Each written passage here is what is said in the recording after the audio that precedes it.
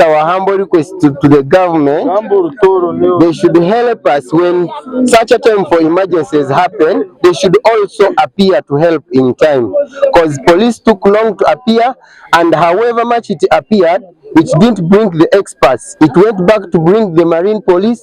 They also appeared, but they didn't manage the situation. Nikentalo nasango mwana miziga mpatia aksaru bana kwa babi Akukuba nanye nzire nagamba nti nanye kankoro kyange kindazobole nayambuka amazzi ndabira rutino rwa mbuku nayambuka amazzi nyikendiomu nanye narira abanywani bange banyambaho baja bankwasa abana twarugayo nabyo ebigambo byange byagarukira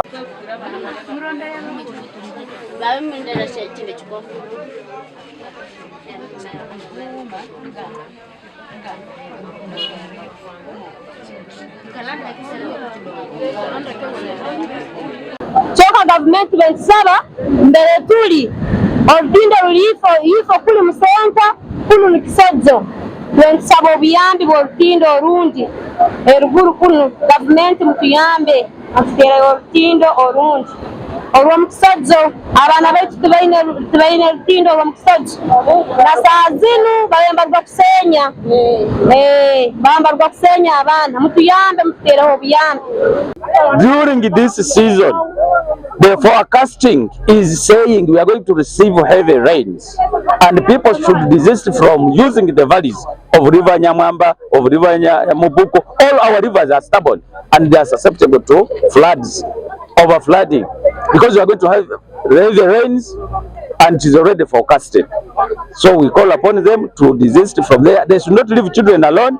They should take care of the children. The good news now, at exactly 11, just a few minutes to midnight, we have been able to rescue the 2 children.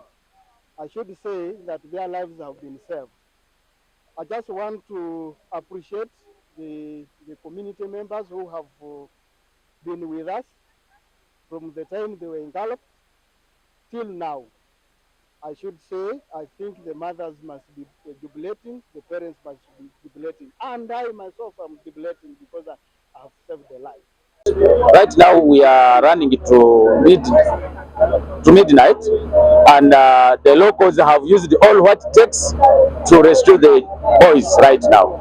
And we had secured the crane from Hima Cement, but also it could not access the site because it is far and deep in the valley. So we thank all the people who have put in effort to secure these children, these lives. At 3 p.m., Kasese received heavy rain and caused the river flooding, and particularly River Mubuku, it overflooded, and somewhere our 2 children were engulfed. We were 2 children. We had Mugume, aged 9 years, and Regan, aged 13 years, from Kisojo village, Mubuku town castle.